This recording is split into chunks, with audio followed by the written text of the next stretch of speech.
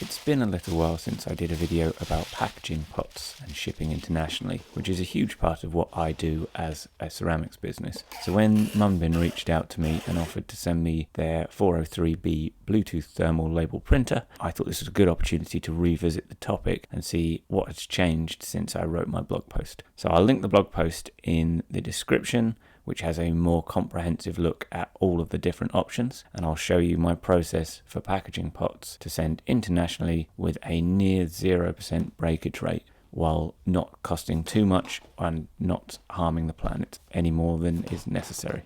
I'll discuss the label printer more towards the end, but to start with, I'll show you my process for packaging pots, which is slightly different to how I might have shown it before, and I'll discuss some of the thought process behind why I've selected what I've selected. So the first thing to say is that shipping pots is one of the most stressful parts of making and selling ceramics online, because it's out of your hands once you hand it over to the courier, and you can lose all of the work up to that point if it gets broken in transit. There are many different factors that could affect what materials you select. For me, the number one concern is getting the pot there intact. The second concern is environmental, but that feeds back into the first, because the most energy intensive part of the process is making the pot, and if the pot breaks and you have to remake it, then it doesn't matter how eco-friendly your packaging is, it's still worse. So my first consideration is making sure the pots survive the journey, and then beyond that I care next about how recyclable or biodegradable the materials are, and then the unboxing experience for the customer and how positive that is. The first step for my process is that I generally include a small gift piece with the order of a mug where possible. I'll link to the blog post discussing free gifts. Obviously, including a gift with an order is not at all an obligation and shouldn't be expected, but it is a very effective way of improving the overall experience for the customer at a minimal cost to you if you're making something that you can make and fire yourself rather than purchasing something. The blog post will talk about that more, but from my perspective, what I go with is small tumblers and small bowls. I can use them to test glazes, and once I've got what I want out of the glaze test and learned what I need to learn, I can then send them to customers. The advantage to that is that they're smaller versions of the piece that I will be sending anyway, so they nest inside it. And the first step for me is to wrap the gift piece in paper, and then I use a customized sticker to stick the bottom down, a little label that goes on it to explain that it's a gift, just to avoid any confusion. And then I use some packaging materials to pad it out and put it inside the mug. For the first layer of protection, I use Ranpak expanding paper packaging. I used to use bubble wrap. In my opinion, there's no question bubble wrap is the better protective material. So if you're sending something that really needs protecting, I would suggest using bubble wrap. Ranpak has a couple of advantages.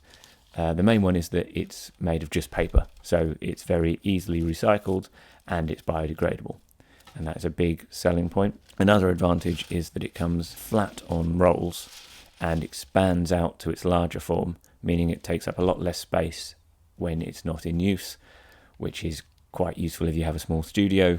Bubble wrap obviously comes pre-inflated and takes up a lot more room. But the downside of Ranpak is that it doesn't survive repeated impacts as well as bubble wrap, and it's more susceptible to water. So if your package is going to be kicked around a lot or get damp, then bubble wrap is a much safer choice, because bubble wrap will just continue to protect until something is significant enough to pop the bubble wrap, which takes a lot of force, whereas the paper options will lose protectiveness over time. In my experience, they are perfectly adequate for what I'm sending out and the way that I'm sending it, so I don't get any breakages with a couple of layers of Ranpak. I then get a corrugated cardboard box. It's a double wall box.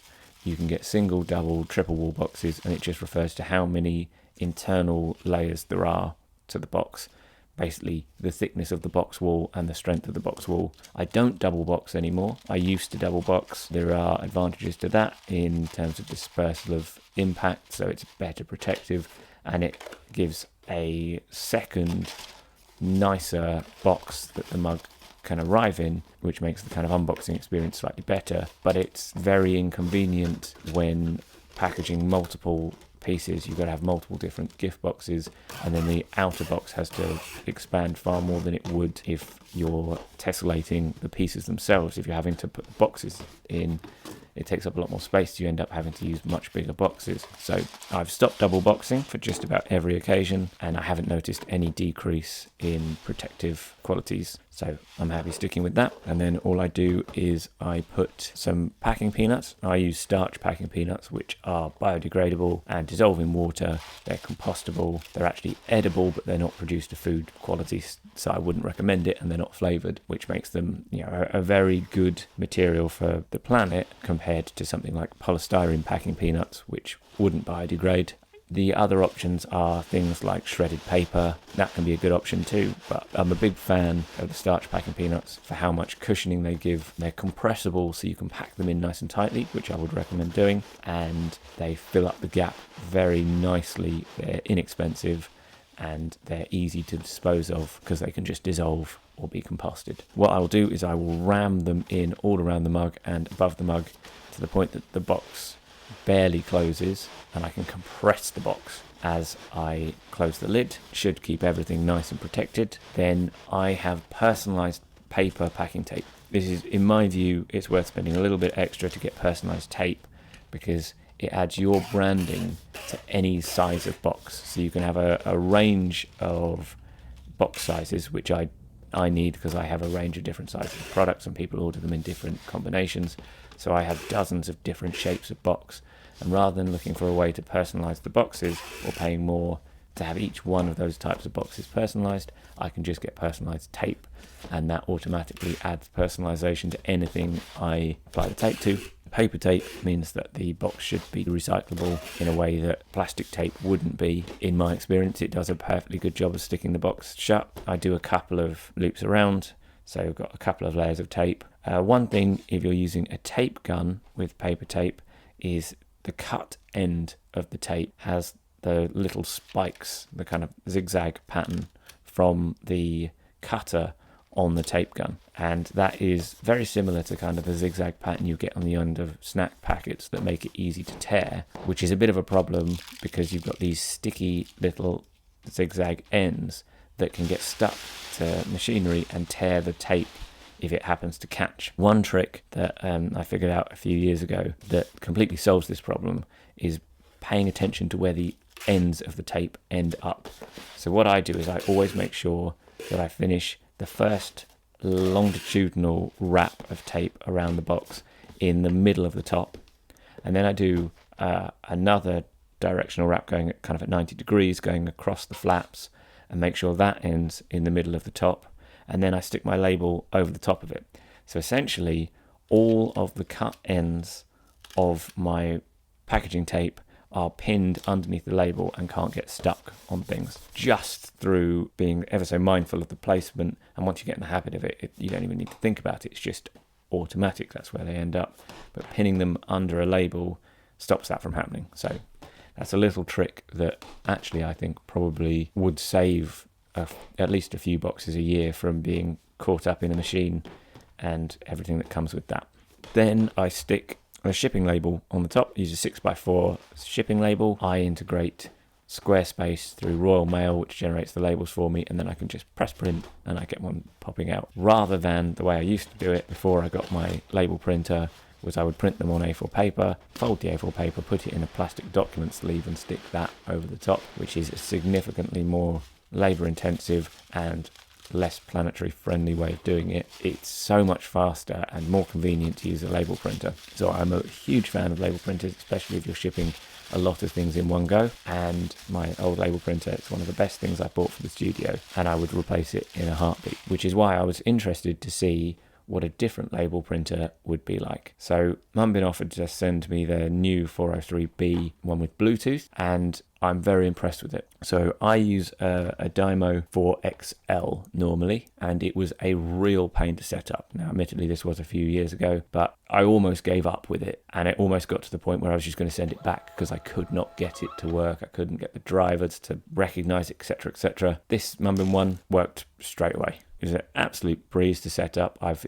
got it working on my Mac and Bluetoothed to my phone and tablet, and it just works, which is really nice. It can print up to 4x6. They have a range of really interesting smaller labels, which I'll get onto in a second, and they're 6x4 labels: waterproof, oil-proof, alcohol-proof, friction-resistant, and tear-resistant, which is a lot of the ways in which a label could fail. This label should be resistant to that. I'm not sure how it affects the recyclability of it. Hopefully not too badly, but I'd imagine there's a trade-off there. A few other points that they highlighted when sending it to me is that it has DAC tech. Now, I know DAC is digital analog conversion. I'm not sure if that's what it stands for in this context. The way they describe it, it should improve the output quality. I did a comparison between their printer and my Dymo. The quality was slightly different. The MUNBYN was darker, kind of higher contrast, but possibly a bit thicker lines, and which hopefully won't affect the scannability of it. Obviously, I'm confident that mine go through Royal Mail system fine with these barcodes. I've sent a couple of these new labels out and not had them come back to me, so I assume that's fine too, which would make sense, as obviously that's what this is designed for. But it is a slightly different line quality. I'm not sure if that's the reason. It comes with an app, so you can design and print labels from your phone or tablet. The app is so easy to use that my 6-year-old is having an absolute whale of a time designing and printing his own labels.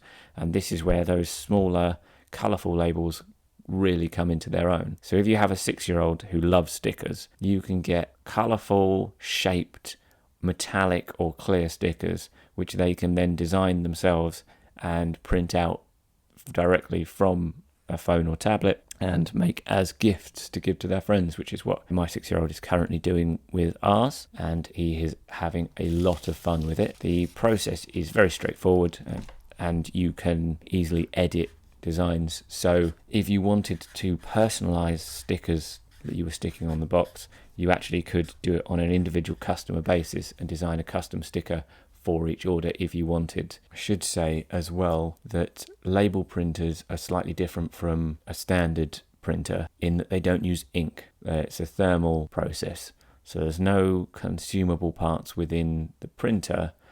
Rather, the labels are a special type of reactive paper that the printhead can bring the colour out of. So you don't need ink. Anyone who's dealt with an office inkjet printer probably isn't a fan of them. I know I'm not. This avoids that. It does mean it's only black only printing. So all in all, I'm very impressed with this printer. The connectivity was fantastic for a printer. The price seems very reasonable. The selection of labels you can get is fantastic and should offer a wide range of possible uses beyond just label printing for shipping. The software and the ease of use is, as I said, such that you can just let a 6-year-old play with it and they can get it to work, which I know some of my older viewers might think that they're less technically savvy than a 6-year-old, but I mean, that gives you a sense of how easy this thing is to set up and get going. And yeah, I'm glad I got a chance to play with one. I would highly recommend getting a label printer for your studio if you ship things. And having used 403B, I would be happy recommending that as a good option as a label printer for both shipping labels and product labels. And I hope the overview of my current packaging process is useful. If you've got any packaging tips or tricks or anything you'd like me to expand on further, please let me know in the comments.